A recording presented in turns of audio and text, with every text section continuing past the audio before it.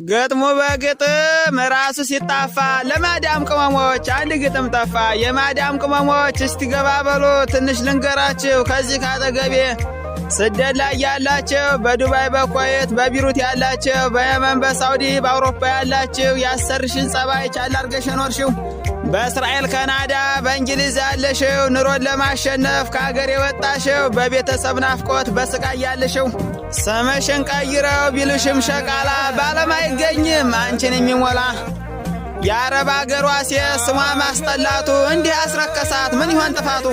ስምሽን ቀይረው በመጥፎ ቢወሳም ታሪክ ትሰሪያለሽ መቼም አይረሳም። በጣም የቸገረ ውርዱይ ሲል ተሰማች ምንም ሳታቅማማ ፈጥና ትደርሳለች። ልክ እንደ ሻማ እሷ እየቀለጠች የሌሎችን ሕይወት ብርሃን ታረጋለች።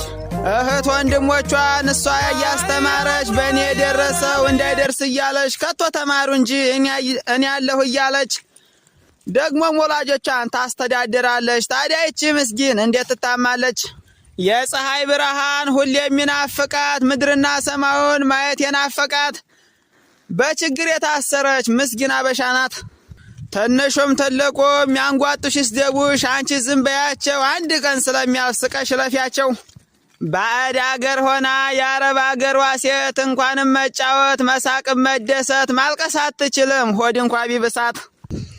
ግፋት ታጠራሞ ባካችሁ ሰዎች ስሟ ሲጨቀጨቅ ሁሌም እየሰማች የአረብ አገሯ ሴት መፈጠሯን ጠላች። ከአገር የወጣ አገር ውስጥ ይመለስ ቢጭኑት አህያ ቢለጉሙት ፈረስ ይህን ሁሉ ችላ ፍጹም ሳትማረር የነገን አስባ እየሰራች ነበር። ግን የራሷ ሴጋ ስሟን ሰባበረው በጠቀመችው ልክ ስሟን አጠቆረው።